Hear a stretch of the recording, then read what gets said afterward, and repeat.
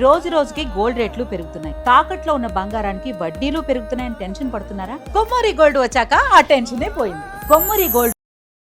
అమెరికాలోనే కాదు, మన తెలుగు రాష్ట్రాల్లో కూడా ఇప్పుడు గన్ కల్చర్ అనేది విపరీతంగా పెరిగిపోయింది. ఎప్పుడు చూసినంటే దాదాపుగా మనకి నెలలో చూసుకుంటే 1-2 కేసులు ఇవే నమోదవుతూ ఉన్నాయి. ఇప్పుడు తాజాగా ఔటర్ రింగ్ రోడ్ అంటే మెయిన్లీ మనం చూసుకుంటాము నైట్ రైడ్స్ కానీ, అలాగే ఎక్కువ లాంగ్ జర్నీస్ చేసే వాళ్ళు కానీ ఔటర్ రింగ్ రోడ్ ని చాలా ఇంట్రెస్టింగ్ గా సెలెక్ట్ చేసుకుంటూ ఉంటారు. మరి ఇలాంటి ఔటర్ రింగ్ రోడ్ మీద తీవ్ర స్థాయిలోనే కాల్పులు జరిగినాయి. అసలు ఎవరు, ఎందుకు అక్కడ కాల్పులు జరిగినాయి, ఈ డీటెయిల్స్ మనం కనుక్కుందాం సీనియర్ జర్నలిస్ట్ దాము బాలాజీ గారి నుంచి. సార్ నమస్తే. నమస్తే సార్, మనం రెగ్యులర్ గా ఏదో సాధించినట్టుగా అమెరికా గన్ కల్చర్ అంటాం. సరే, ఇప్పుడు అది మన ఇండియాలోనే ముఖ్యంగా మన తెలుగు రాష్ట్రాల్లో కూడా కనిపిస్తుంది. మీరేమంటారు దానికి? జనరల్ గా జనాల దగ్గర డబ్బులు దొరికేసరికి గన్ కల్చర్ కూడా పెరిగింది.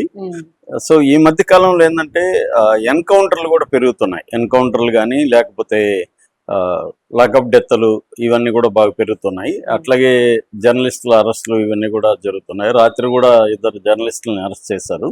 కేవీఆర్ అనే ఒక అతన్ని, రావణ్ అనే ఒక అతన్ని, ఇద్దరిని కూడా ఇక్కడ నుంచి కేవీఆర్ని అర్ధరాత్రి ఆంధ్ర పోలీసులు తీసుకెళ్లారు.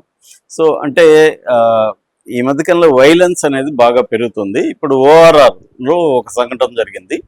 అది ఈ మధ్యకాలంలో పోలీసులు కాల్పులు జరపడం అనేది మనకి హైదరాబాద్లో చూడలేదు. అంటే ఒక నిందితుల మీద కాల్పులు జరపడం అప్పుడెప్పుడో సజ్జనార్ చేశాడే కానీ తర్వాత లేదు. ఎన్కౌంటర్లు అనేవి సజ్జనార్ తర్వాత ఆగిపోయినాయి. అయితే ఆంధ్రాలో మాత్రం చెరువులో దూకేయడం ఎక్కువైంది. కల్ప్రిట్స్ అంటే ఎన్కౌంటర్లే మిస్సింగ్ ఎలాగ ఉంది. అది కాకుండా కూడా మిస్సింగ్ అనేది అసాధారణం. యాక్చువల్గా ఈ మధ్యకాలంలో లేదు. అయితే చెరువుల్లో దూకడం మాత్రం పెరుగుతోంది. అంటే ఎన్కౌంటర్లు చేస్తే మళ్ళీ కమిషన్లు ఇవన్నీ ఎందుకు గొడవ అని మార్చుకున్నారు పోలీసులు, మెథడ్ మార్చుకున్నారు. అయితే ఇప్పుడు మళ్ళీ ఒక ఎన్కౌంటర్ కలకలం హైదరాబాద్ ఓఆర్ఆర్లో జరిగింది. ఓఆర్ఆర్ మొత్తం 158 కిలోమీటర్లు ఉంటుంది. జనరల్గా ఓఆర్ఆర్లో యాక్సిడెంట్లు ఎక్కువ జరుగుతుంటాయి. ఎందుకంటే అతివేగంగా పోతుంటారు, అడ్డదిడ్డంగా పోతుంటారు. మొన్న ఒక 11 ఇయర్ అబ్బాయి కూడా బండి నడిపి వాళ్ళ నాన్న పక్కన ఎంజాయ్ చేస్తుంటే అతను అరెస్ట్ కూడా చేశారు. ఓవరాల్ ఇట్లాంటి వింతలంతా జరుగుతుంది. సో ఇప్పుడు ఈ రోజు రాత్రి ఏమైందంటే అర్ధరాత్రి ఓఆర్ఆర్ దగ్గర తుర్కయాంజల్ పరిధిలో బొంగుళూరు ఎగ్జిట్ అంటారు, ఎగ్జిట్ నెంబర్ 12, అక్కడ ఒక వ్యక్తి మీద పోలీసులు కాల్పులు జరిపారు. ఇది కలకలం రేపింది. అయితే ఇది ఎలా జరిగింది, దీంట్లో నిజంగానే ఎన్కౌంటర్, ఇది మామూలుగా ఎన్కౌంటర్లు అంటేనే హత్యలని అందరు ప్రజలకు కూడా తెలిసిపోయింది. కానీ ఇది నిజమైన ఎన్కౌంటర్ అని పోలీసులు అంటున్నారు. ఇందులో మనకి ఇప్పటి వరకు పోలీసుల ఇన్ఫర్మేషనే ఉంది దీంట్లో. ఎందుకంటే అవతల వ్యక్తి గాయపడి ఉన్నాడు సీరియస్గా, అతని వెర్షన్ ఏందో మనకు తెలియదు. కాబట్టి ఇది ఒక వన్ సైడ్ స్టోరీగానే మనం చూడాలి. సో పోలీసులు ఏం చెప్తున్నారంటే భూషణ్ శ్రీకాంత్ అనే ఒక ఇంటర్ స్టేట్ అంతర్రాష్ట్రీయ దొంగ అంటే అతను రకరకాల రూపాల్లో దొంగతనం చేస్తారు, చోరీలు చేస్తారు, తర్వాత దోపిడీలు చేయడం, తర్వాత హౌస్ బ్రేకింగ్, ఇళ్లలో తాళాలు పగలగొట్టి ఇళ్లలోకి వెళ్ళి దోచుకోవడం. ఇటీవలనే జూన్ 25న గుంటూరులో మరిచర్ల అనే ఒక గ్రామం, రొంపిచర్ల మండలం, గుంటూరు జిల్లాలో ఒక గ్రాసరీ స్టోర్లోకి వెళ్ళి ఇతను తాళాలు పగలగొట్టి లోపల ఉన్న గల్లపెట్లు ఉన్న డబ్బులు, కొన్ని విలువైన వస్తువులు పట్టుకుపోయాడు. అక్కడి నుంచి ఆ సీసీటీవీలు అంతా కూడా ఇవన్నీ కనిపించింది. అక్కడి నుంచి ఇతను వేటాడుతున్నారు, ఇటు గుంటూరు పోలీసులు, ఇటు హైదరాబాదు, నల్గొండ ఇలాగా. సో ఇతని మీద 1 డజన్ పైన కేసులు ఉన్నాయని చెప్తున్నారు. సో ఈ క్రమంలో ఏమైందంటే నల్గొండలో ఉండే సిసిఎస్, సెంట్రల్ క్రైమ్ స్టేషన్ వాళ్ళకి ఒక నమ్మకమైన ఇన్ఫర్మేషన్ వచ్చింది. ఇట్లా ఓఆర్ఆర్ మీదుగా అతను వెళ్తున్నాడు, పలానా చోటు నుంచి పలానా చోటుకి వెళ్తున్నాడు అని. సో వీళ్ళు ఈ బొంగుళూరు ఎగ్జిట్ దగ్గర కాపు కాస్తారు పోలీసులు. కాపు కాసినప్పుడు వీళ్ళకు ఇన్ఫర్మేషన్ వచ్చిన ప్రకారం డీసీఎంలో ఇతను వస్తున్నాడు. సో వీళ్ళు సడన్గా డీసీఎం ముందుకు వెళ్ళి ఆపమన్నారు. కానీ అతను ఆపకుండా దిగేసి వీళ్ళ మీద అటాక్ చేశాడు. పోలీసుల మీద అటాక్ చేసి సినిమాటిక్ చేజ్ కూడా జరిగింది. అందులో కానిస్టేబుల్ విష్ణువర్ధన్ అనే అతను కూడా గాయపడ్డాడు. దాంతో పోలీసులు ఏం చేశారంటే ఇంకా విధి లేక అతని హెచ్చరించినా కూడా వినకుండా పరిగెత్తుంటే అతని కాళ్ళ మీద కాల్పులు జరిపారు. దాంతో అతను కుప్పకూలిపోయాడు. దాంతో ఇమ్మీడియట్గా దగ్గరున్న హాస్పిటల్కి తీసుకెళ్లారు. అతనైతే సేఫ్, ప్రాణాలతో అయితే ఉన్నాడు. ఇప్పుడు ఇంకొక అతను విష్ణువర్ధన్ కానిస్టేబుల్ కూడా వైద్యం చేశారు. అతనికి మైనర్, అంటే అతని మీద ఏదో ఇతను దాడి చేశాడు అంటున్నాడు. సో ఇది వాళ్ళు చెప్తున్న స్టోరీ అన్నమాట. సో దీంట్లో చాలా లూప్ హోల్స్ ఉన్నాయి.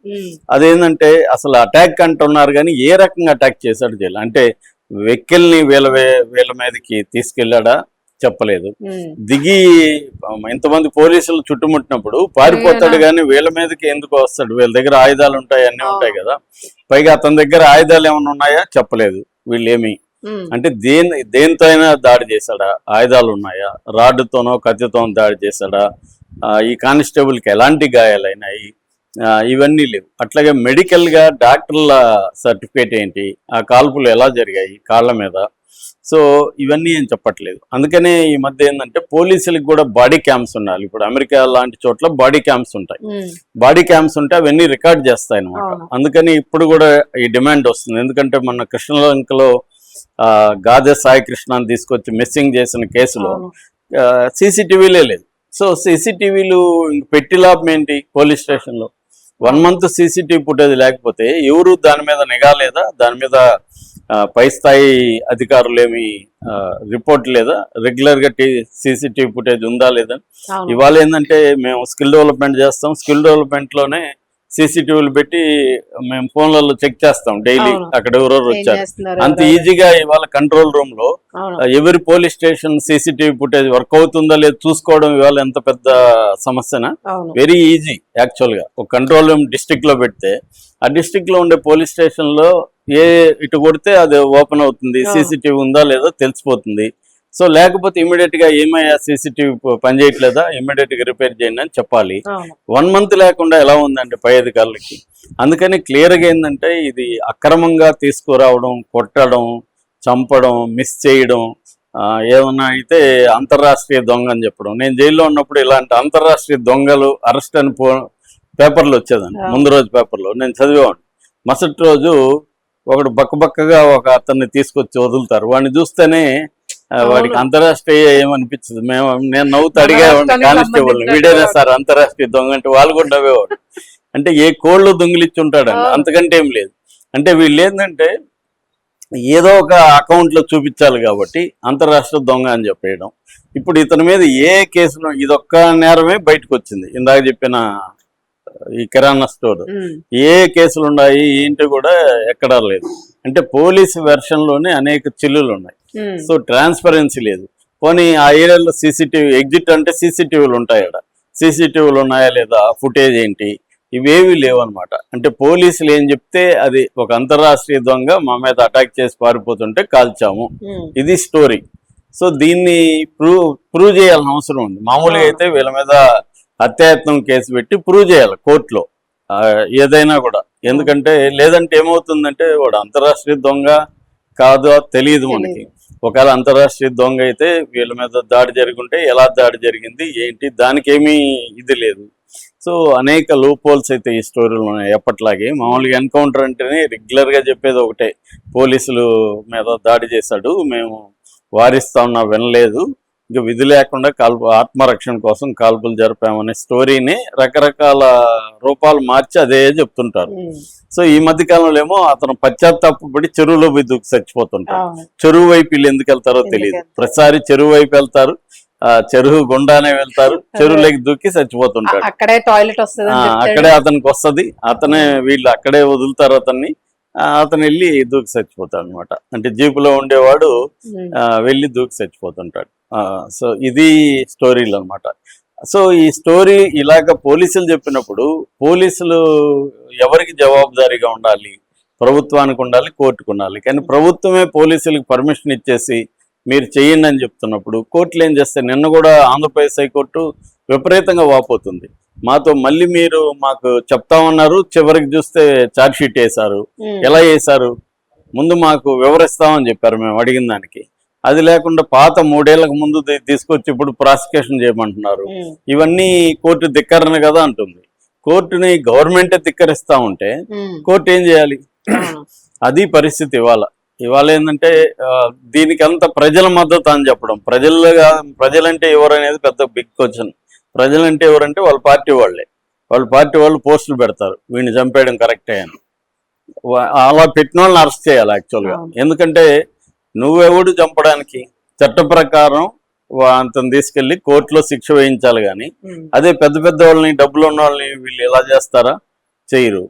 సో ఈ భూషణ్ అనేవాడు క్లియర్ గా ఒక చిన్న స్థాయి దొంగగా ఉంటాడు, నో డౌట్. అది పెద్ద స్థాయి దొంగలకి మళ్ళీ వీళ్ళతోనే సంబంధాలు ఉంటాయి. పోలీసుల హ్యాండ్ లేకుండా పెద్ద నేరాలు ఎవడు కూడా చేయలేడు. ఖచ్చితంగా వాళ్ళ వాటా ఉంటుంది. పెద్ద రెగ్యులర్ గా ప్రొఫెషనల్ గా చేసే వాళ్ళకి అందరికి కూడా.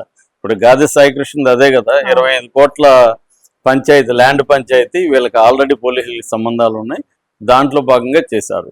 సో క్రిమినల్స్ ని పోలీసులు వాడుకోవడం అనేది ఎప్పటి నుంచో ఉంది. నయీం సంఘటన చాలా పెద్ద ఇది. సో ఇప్పుడు ఈ స్టోరీలో కూడా అనేక లూప్ హోల్స్ ఉన్నాయి. అతని వెర్షన్ ఏంటో కూడా ఎవరికి తెలియదు మనకి. అతన్ని మాట్లాడినెవరు కూడా. అతను కాల్పులు జరిపారు. అతను నిజంగానే కొంత సేఫ్ గా ఉన్నాడా, లేకపోతే రేపో ఎల్లుండో చనిపోయినాడని డిక్లేర్ చేస్తారా అనేది కూడా తెలియదు. అంటే ఈ మధ్య ఎన్కౌంటర్లు కూడా విచిత్రంగా చేస్తున్నారు. డైరెక్ట్ గా చేయకుండా, ఒకేసారి చేయకుండా చెరువులో ముంచి చంపేయడం, చెరువులో దూకేసాడని చెప్పడం, లేకపోతే ఇట్లా కాళ్ళ మీద జరిపాము అని చెప్పడం, తర్వాత చనిపోయాడని చెప్పడం, అలాంటివి జరుగుతుందనేది చూడాలి.